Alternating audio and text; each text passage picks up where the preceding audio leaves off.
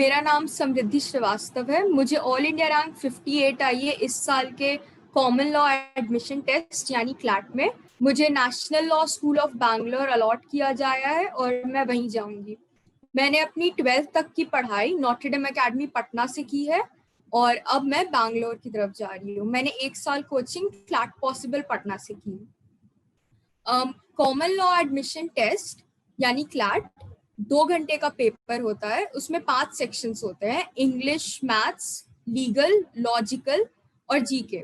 सो मैं आपको उसका वो दे सकती हूँ कि आप बुक लिस्ट क्या प्रेफर करें और आप कैसे स्ट्रैटेजाइज करें अपना प्रिपरेशन। उसमें नेगेटिव मार्किंग भी होती है। हर एक गलत क्वेश्चन के लिए आपको 0.25 का डिडक्शन मिलता है, लेकिन क्वेश्चन अगर आप नहीं अटेम्प्ट करते हैं तो आपको 0 मार्क्स मिलते हैं और हर एक सही क्वेश्चन के लिए आपको 1 मार्क्स मिलता है। मैं अपना स्ट्रैटेजी स्टार्ट करती हूँ जीके से।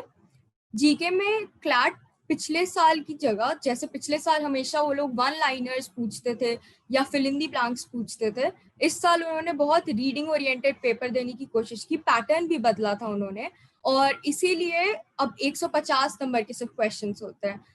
पहले 200 के होते थे, बट नए पैटर्न के साथ अब उन्होंने बहुत रीडिंग ओरिएंटेड पेपर बनाया। जीके के लिए मैं रिकमेंड करूंगी कि आप 2 न्यूज़पेपर्स पढ़े, the Hindu and the Indian express.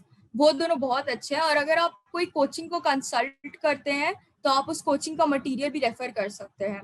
UPSC से रिलेटेड थोड़े से मटेरियल अगर आपको मिल रहे हैं तो वो भी बहुत अच्छा स्टार्ट हो सकता है आपके लिए। मैंने 11th में स्टैटिक पोर्शन कंप्लीट कर लिया था क्लैट का, जैसे कि किसी का, जैसे WHO का हेडक्वार्टर्स कहाँ पे है और वर्ल्ड हेल्थ डे कब मनाते हैं। ये सब स्टैटिक पोर्शन होता है क्लैट में। ये मैंने 11th में कंप्लीट किया था और फिर पूरा 12th यानी मई 2019 से जब तक क्लैट नहीं हुआ, क्लैट के एक दिन पहले तक का मैंने जीके फिर 12th के साथ साथ कंप्लीट किया था। फिर मैथ्स, मेरा मैथ्स उतना अच्छा नहीं था। मैं 12th में ह्यूमैनिटीज की स्टूडेंट थी तो मुझे मैथ्स नहीं लेना था। मैं मैथ्स से आउट ऑफ टच थी। बट फिर टुवर्ड्स द एंड जब क्लैट दोबारा पोस्टपोन होने लगा, क्लैट मुझे लगता है इस साल 4 या 5 बार पोस्टपोन हुआ था, तो मैंने उन महीनों को बोनस की तरह यूज किया और मैंने क्लैट के प्रिपरेशन में मैथ्स की बेसिक्स को ऐड किया, जैसे परसेंटेज। ये सब पुराने पैटर्न पे आपको ऐसे भी पढ़ने चाहिए थे, बट नए पैटर्न के हिसाब से इनका उतना वैल्यू नहीं होता, क्योंकि नए पैटर्न पे आपको डेटा इंटरप्रिटेशन दिया जा रहा था, जैसे कि आपको टेबल्स मिलते या पाई चार्ट्स मिलते सॉल्व करने के लिए।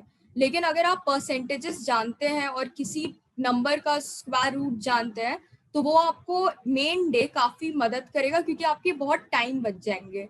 आई वुड रिकमेंड कि आप 1 से लेकर 20 तक का टेबल जो बहुत बेसिक होता है वो भी ध्यान में रखें, क्योंकि मुझे नहीं था। वॉल्यूम, सरफेस एंड एरिया, ये मुझे काफी काम आए मेन डे एग्जाम में, क्योंकि इस साल क्लैट ने 8 से 15 क्वेश्चन में से 5 क्वेश्चन वॉल्यूम सरफेस के दिए थे। वो मेरा मार्क्स 5 क्वेश्चन ने काफी उठा दिया।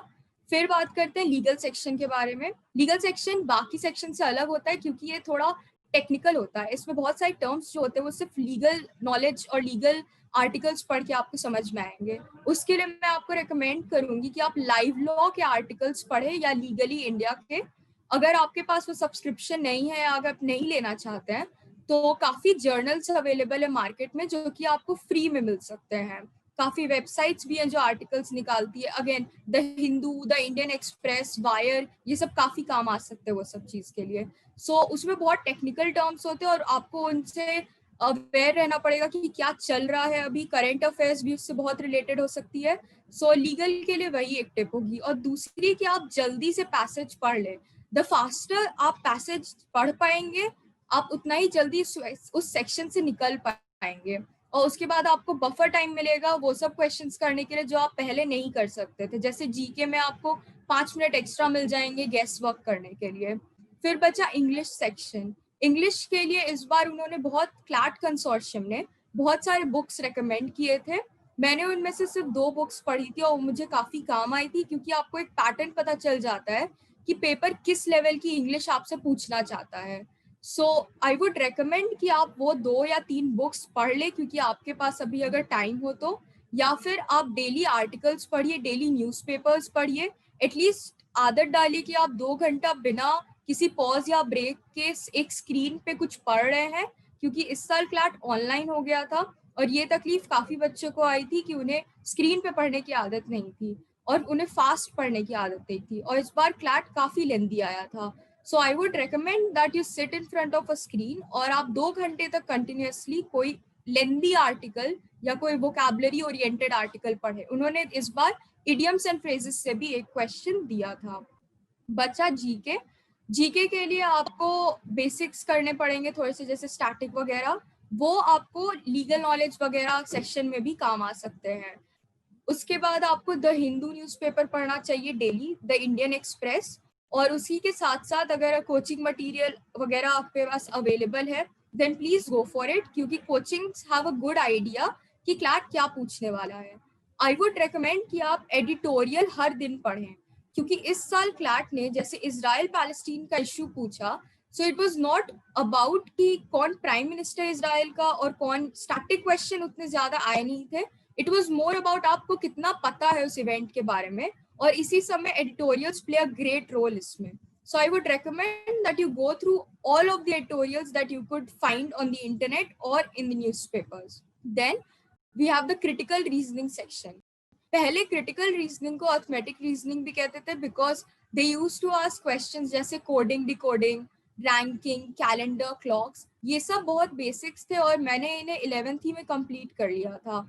12th में जब उन्होंने पैटर्न बदला तो ये क्रिटिकल रीजनिंग की तरफ आ गए, जैसे कि strengthening the argument, weakening the argument, bold face questions.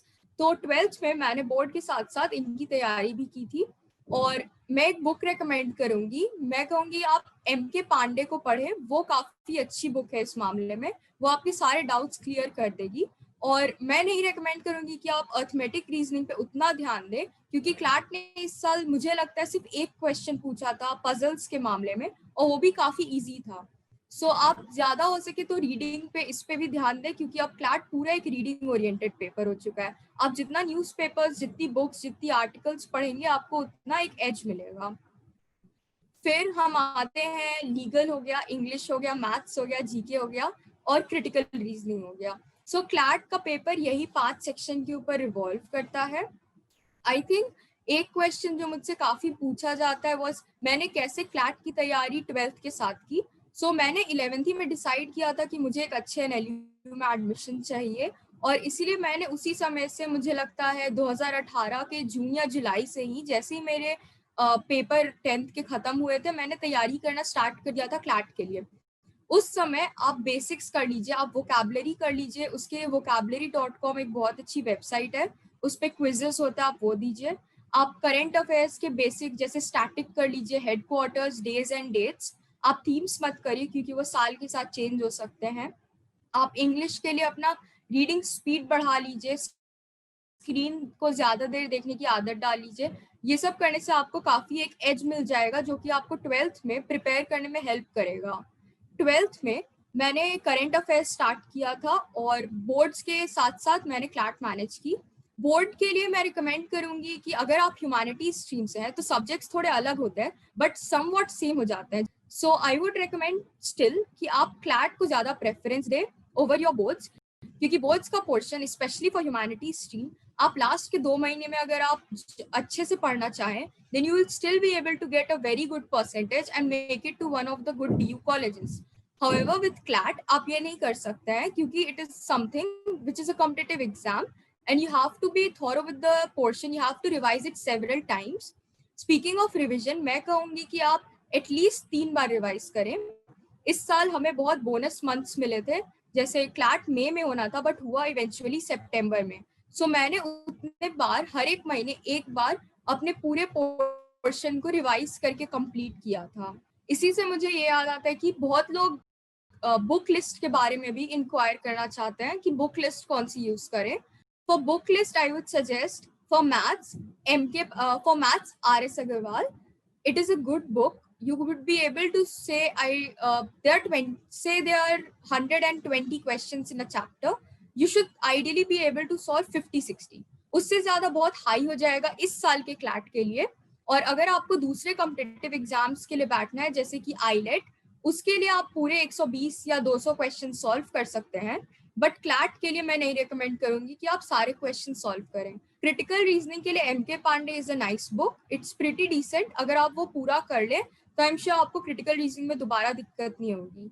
Legal reasoning क्योंकि पैटर्न बदल गया था और मार्केट में उतने अच्छे अभी मटेरियल आई नहीं थी, so again newspapers are a good bet कि आप डेली न्यूज़पेपर्स पढ़िए, डेली स्पीड में उन्हें पढ़िए, समझिए, टेंशन स्किल्स बढ़ाइए और इंग्लिश, लीगल और क्रिटिकल रीजनिंग तीनों इससे निकल जाएंगे। जीके के लिए आपको न्यूज़पेपर्स का हेल्प लेना चाहिए, जैसे हिंदू, इंडियन एक्सप्रेस, एक और वेबसाइट है द वायर। फिर करंट अफेयर्स के लिए आपको जीके टुडे और अफेयर्स क्लाउड की हेल्प लेनी चाहिए। वो दोनों काफ़ी अच्छे वेबसाइट्स थे, उन पे आपको क्विजेस मिलेंगी, आप उन्हें डेली सॉल्व करिए तो आपकी प्रिपरेशन को बहुत हेल्प मिलेगी। बहुत बच्चे टाइम टेबल के बारे में पूछते हैं। सो टाइम टेबल के बारे में द थिंग इज आपके ऊपर डिपेंड करता है आप कितना टाइम देना चाहते हैं क्लैट को, क्योंकि क्लैट ऐसा चीज नहीं है कि आप लास्ट के 1 महीने में प्रिपेयर कर ले और आप क्रैक कर लेंगे। एटलीस्ट मेरे लिए नहीं है, बहुत लोग थे जिन्होंने किया but they had a good command over English and legal reasoning. So if you are not one of those, I would suggest कि आप say for 5 या 6 months एटलीस्ट प्रिपेयर करके एग्जाम हॉल में जाए। So my strategy was that I used to come to from school at home by say 2 p.m. उसके बाद I had to go to coaching 2 घंटे के लिए, और उसके बाद आने के बाद I used to self study for at least 2 to 3 hours for CLAT.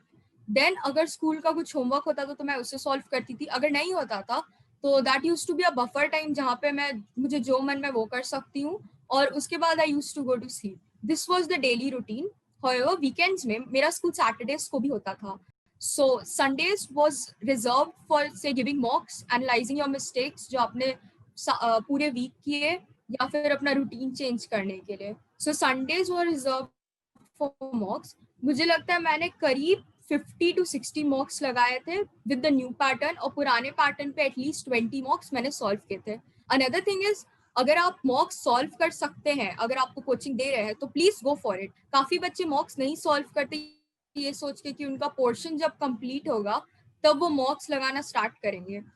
The thing with CLAT is आपको कोई डिफाइंड सिलेबस नहीं है, वो सिलेबस कभी भी बदल सकता है। जैसे इस साल क्लैट ने काफी कुछ चेंज कर दिया, जो हम मॉक्स में तैयारी करके गए थे वो कंप्लीट सिलेबस वैसा नहीं आया था। सो आई वुड रेकमेंड कि आप हर तरीके के मॉक सॉल्व करें, इजी, डिफिकल्ट, मीडियम लेवल से। आप एक बहुत लेंदी मॉक सॉल्व करें और एक बहुत इजी मॉक सॉल्व करें, बट मोस्ट इंपॉर्टेंटली आप मॉक्स को एनालाइज करें। हर एक मॉक अगर आप 2 घंटे के दे रहे हैं तो उसके बाद आधे घंटे आप ब्रेक लीजिए और उसके बाद आप दोबारा उस मॉक को सॉल्व करिए और देखिए आपने गलतियां कहाँ की। अनदर थिंग इज रैंक से आप ऑब्सेस्ड मत होइएगा, because I used to be obsessed with my ranks. से अगर मुझे एक कोचिंग के मॉक में करीब ऑल इंडिया रैंक 10 आ रही है और दूसरे में ऑल इंडिया रैंक से 500 आ रही है, सो मैं काफी डिप्रेस्ड हो जाती थी उस चीज से। सो आई वुड नॉट रिकमेंड कि आप रैंक से उतना वैल्यू अटैच करें, क्योंकि मेन डे क्लैट कैसा भी पेपर दे वो आपके ऊपर डिपेंड करता है कि आप कितना रैंक लाते हैं। So never be attach to any of your ranks और marks. Another thing is, what did I do to motivate myself or chill? So I would say अगर आप एक रूटीन फॉलो कर रहे हैं, it is not a good idea कि आप हर दूसरे दिन ब्रेक ले लीजिए, या अगर आप एक रूटीन फॉलो कर रहे हैं तो उसमें आप से हर 4 दिन पे उसे चेंज कर दे। I had a routine and I followed it for 2 years straight, I did not change it. Another tip is आप रैंक से अपने आप को अटैच मत कर लीजिए, क्योंकि रैंक बहुत फ्लक्चुएट करते हैं। मेरी रैंक कभी कोई कोचिंग के मॉक में ऑल इंडिया रैंक 10 रह चुकी है और किसी में ऑल इंडिया रैंक 700, बट वो दोनों ही मेरी एक्चुअल रैंक नहीं थी क्लैट के एग्जाम में। सो दैट इज माई एडवाइस कि कोई भी उससे इतना इमोशनली अटैच मत हो जाए कि ये अब मेरी फाइनल रैंक है और ये इम्प्रूव नहीं हो सकती है। ऑल्सो जब रैंक्स खराब आती थी आई वुड सजेस्ट कि आप एक ब्रेक लीजिए और उसके बाद दोबारा आके अपने सारे मिस्टेक्स को एनालाइज करिए। मॉक को एनालिसिस करने के लिए मैं कहूँगी आप 2 घंटे दोबारा उस मॉक को सॉल्व करिए, अपने टीचर से अपने सारे डाउट्स पूछिए और फिर देखिए कि आपका स्कोर बढ़ता है कि नहीं। आई हैड अ मॉक रजिस्टर जिसमें मैं लिखती थी अपने सारे गलती, और उसमें मैं अपने लिए नोट्स लिखती थी कि क्या मैंने लीगल सेक्शन में और कम टाइम देना चाहिए था या लीगल सेक्शन में और ज्यादा टाइम देना चाहिए था, या जीके में ये सब चीजें और पढ़नी चाहिए थी, इस सोर्स को रेफर करना चाहिए था। ऑल्सो क्लैट में इस साल उन्होंने क्वेश्चन के नीचे सोर्स लिखा हुआ था, so it would be a good idea कि आप उस सोर्स को फॉलो करना स्टार्ट कर दें, जैसे जो भी न्यूज़पेपर्स वो रिकमेंड करते हैं, क्योंकि क्वेश्चंस फिर वहीं से आएंगे। तो ये हो गया मॉक्स और एनालिसिस के बारे में। और जब भी आपको डीमोटिवेट फील करें आप, तो उसके लिए you should take a break, we are all humans, but it should not be a break large enough कि आप उतना पढ़ें, उतना आप कंपनसेट कर नहीं कर पाए पढ़ के भी। जैसे फॉर इंस्टेंस अगर मैं 4 दिन पढ़ूं और 5th डे मुझे एकदम पढ़ने का मन नहीं है, तो I would watch a movie, but then after watching the movie when I used to feel refreshed, मैं दोबारा जाके पढ़ाई स्टार्ट कर देती थी। मैं लास्ट 1 महीने में ब्रेक नहीं ले पाई थी क्योंकि पोर्शन बढ़ते ही गया था और जनरल नॉलेज कुछ ज्यादा ही कंपाइल हो गया था। But with this batch CLAT 2021 I would say कि आप आराम से ब्रेक लीजिए, थोड़ा सा रिलैक्स होकर पेपर देने जाइएगा, तो वो ज्यादा आपको बेटर सर्व करेगा। अगर आप एग्जाम में इमोशनली ब्रेकडाउन वाले अपने स्टेज पे जाए और फिर पेपर लिखें, that would serve no purpose for anyone. So that is my advice कि आप आराम से पेपर लिखें। और क्योंकि आप इतने मॉक्स लिख चुके होंगे, बाय द टाइम आप क्लैट लिखें, आपको क्लैट भी एक दूसरे मॉक ही की तरह लगेगा। मेरे साथ ही हुआ था, मैंने एटलीस्ट 50-60 मॉक्स लगाए थे, और जब मैं मेन क्लैट में लिखने गई तो मुझे लगा ये कोई एक नॉर्मल सा मॉक ही है और मैं इसे भी टैकल कर सकती हूँ। Speaking of tackling the paper, my strategy use to be कि मैं सबसे पहले एक रीडिंग ओरिएंटेड सेक्शन को पकड़ूं, जैसे कि legal reasoning. Legal reasoning is a good section two start with, क्योंकि आपका दिमाग एकदम उस समय फ्रेश रहता है जब आप पेपर ऑन करते हैं अपने स्क्रीन पे, आई गेस, और तब आप सबसे ज्यादा रीडिंग ओरिएंटेड सेक्शन में स्कोर कर सकते हैं। ये एटलीस्ट मेरे लिए था, आपके लिए वो डिफरेंट हो सकता है। So I would start with legal reasoning section. I would complete legal reasoning से विद इन 30 मिनट्स। कभी कभी उससे ज्यादा लगता था, इनफैक्ट क्लैट में मुझे 40 मिनट लगे थे कंप्लीट करने के लिए। But it is no good use कि आप पैनिक कर जाए कि आपको 10 मिनट एक्स्ट्रा लग रहे हैं। फिर मैं जीके सेक्शन को टैकल करती थी, क्योंकि उसमें आपको बहुत कम पढ़ना होता था, आप बस क्वेश्चन देके कभी कभी समझ जाते थे कि आंसर क्या हो सकता है। सो वो था फ्रेश और रिफ्रेशर टाइप का सेक्शन, आप कह सकते हैं मेरे लिए होता था। मैं 5 या 10 मिनट में जीके सेक्शन को पूरा कंप्लीट करके इंग्लिश सेक्शन की तरफ आती थी, क्योंकि again English is a very reading oriented section. With the English section, I had 80 minutes left in my hand. So I used to complete English section say within 20 minutes. That used to be a good amount of time to give to English, क्योंकि इस साल English easy आई थी। So 20 minute में English करना is very doable. जब आप English कर लें तो I used to go to say maths या critical reasoning depending on the paper. अगर पेपर में मैथ्स टफ है तो मैं मैथ्स को हमेशा लास्ट के लिए रखती थी, क्योंकि मेरा वीक सेक्शन था। मैं अगर उसमें 10 मिनट 5 मिनट एक्स्ट्रा डाल दूं तो कोई पर्पस नहीं जब मुझे क्वेश्चन सॉल्व ही नहीं हो रहे। सो मैं मैथ्स की तरफ जाती थी जब वो इजी रहता था। मैथ्स में मैं 10-15 मिनट देती थी, उससे ज्यादा नहीं। और फिर बाकी का पूरा टाइम क्रिटिकल रीजनिंग पे देना एक अच्छा आइडिया रहेगा, क्योंकि क्रिटिकल रीजनिंग में आपको सिलोजिज्म्स भी सॉल्व करने होते हैं और आपको थोड़ा अर्थमेटिक भी ये लोग दे देते हैं। जैसे इस साल एक पजल थी, भले ही वो इजी थी, बट आपको उस पर टाइम स्पेंड करना पड़ा। सो that is a good idea कि आप एंड का टाइम टफ क्वेश्चंस के लिए रखें। जैसे एंड में इस साल क्लैट में आई हैड 10 मिनट्स, और मैं उस 10 मिनट्स में जो जो questions I could not attempt और जो जो questions I could not understand पहले गो में, मैं उसे टैकल की। That was about the strategy. Another thing was about time management, how I used to deal with boards and how I used to deal with 12th. So I would say I did not have maths in 12th. So I was out of touch with maths for a good amount of say 2 years. So when I got these bonus months of postponement, I used them to solve maths a lot. And I completed all the basic chapters. Basic chapters हो सकते हैं percentage, simple interest, compound interest, volume, surface and areas, और आपको ये कहीं पे भी list मिल जाएगी। But these are the main 5 to 6 topics जो आपको बिल्कुल करके क्लैट में बैठना ही है। जैसे स्क्वायर रूट्स और ये सब करके अगर आप जाइएगा, या 1 to 20 की टेबल्स, सो डेटा इंटरप्रिटेशन में आपको काफ़ी हेल्प मिलेगी और बाकियों पे काफ़ी एज मिलेगी। सो मैं 12th में मैथ्स को उतना ध्यान नहीं दे पाई थी, क्योंकि आई हैड टू सॉल्व से economics, I had history, I had sociology and subjects like that. So during the 12th summer vacation, I solved the entire portion that I had with the humanities stream, say economics, history, and I completed all of that. Then I joined the coaching, which is CLAT Possible Patna, and then I started preparing for CLAT religiously. So what happened was मुझे एक as मिल गई बाकी लोगों पे, क्योंकि जब बाकी लोग बोर्ड और क्लैट दोनों को टैकल कर रहे थे, मेरा सिलेबस ऑलरेडी एक चीज का कंप्लीट हो चुका था, मैं सिर्फ क्लैट पे फोकस कर सकती थी। सो वो एक एडवाइस है। और दूसरी कि अगर आप कंफ्यूज है कि आप बोर्ड और क्लैट किसको ज्यादा टाइम देना चाहेंगे, आई वुड सजेस्ट आप क्लैट को ज्यादा टाइम दें, because board is not something competitive. You would get एक परसेंटेज और वो आपकी परसेंटेज है, you are not getting an all India rank as you getting CLAT. So I would suggest कि आप क्लैट को डेली 2-3 घंटे एटलीस्ट दें। वीकेंड्स पे it could go to any amount that any hours that you wish to study for. Last के एक महीने में you have to at least study for 6 to 7 hours. That is the bare minimum. अगर आप उससे ज्यादा पढ़ना चाहते हैं that's great, but you have to solve mocks in the last 1 month every single day. That's what I did. और इसीलिए CLAT felt like another mock for me, and that helped me a lot. So that was about mocks, analysis, and time management. Speaking of mistakes to avoid, this year काफी बच्चों ने CLAT में आई से उन्होंने instructions अच्छे से नहीं पढ़े और उन्होंने मेन डे में इंस्ट्रक्शंस चेंज कर दिए थे. अगर आप मार्क फॉर रिव्यू दबाएंगे तो क्वेश्चन काउंट नहीं होगा, भले आप उसका आंसर लिख दें. आपको क्लियर रिस्पॉन्स दबा के दोबारा उस क्वेश्चन को सॉल्व करना पड़ता और दोबारा एक आंसर मार्क करना पड़ता, तभी आपका रिस्पॉन्स रजिस्टर होता. मैंने उस इंस्ट्रक्शन को पढ़ा था and this is why I had an edge over other people. I know people who have left at least 10-20 questions इस चक्कर में, and they had to suffer a great loss. 10-20 questions mean a lot in CLAT, say 5 colleges. So a good advice would be to read the instructions beforehand. CLAT consortium हमें मॉक्स दिए थे and आप उस मॉक्स को उसी पैटर्न पे उसी time में जिस समय क्लैट होता है 2 से 4 या 3 से 5 के स्लॉट में सॉल्व करें और आपको उससे एक एज मिल जाएगी. और इंस्ट्रक्शंस को बहुत ही ध्यान से पढ़े क्योंकि क्लैट कंसोर्शियम ने मेन डे में इस साल इंस्ट्रक्शंस चेंज किए थे. सो उसके लिए भी आपको एंड में टाइम बचाना पड़ सकता है, सो उसके लिए भी तैयार रहें. और एक और चीज that I would suggest as a tip to all the aspirants watching would be to stay calm during the exam.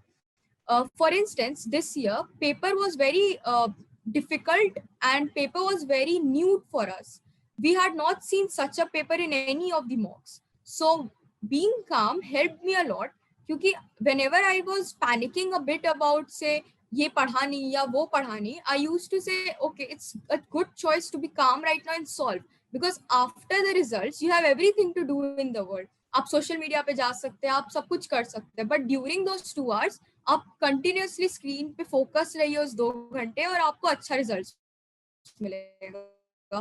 काफी लोग मेरे सेंटर पे पैनिक करने लगे थे, बहुतों को पानी की जरूरत पड़ी, बहुतों को कुछ, but that is not a good idea to panic during the main day. You have studied hard, you have studied for 2 years, and it is just not advisable that you panic at the 2 hours that you have been allotted to solve one of the most important papers of your life.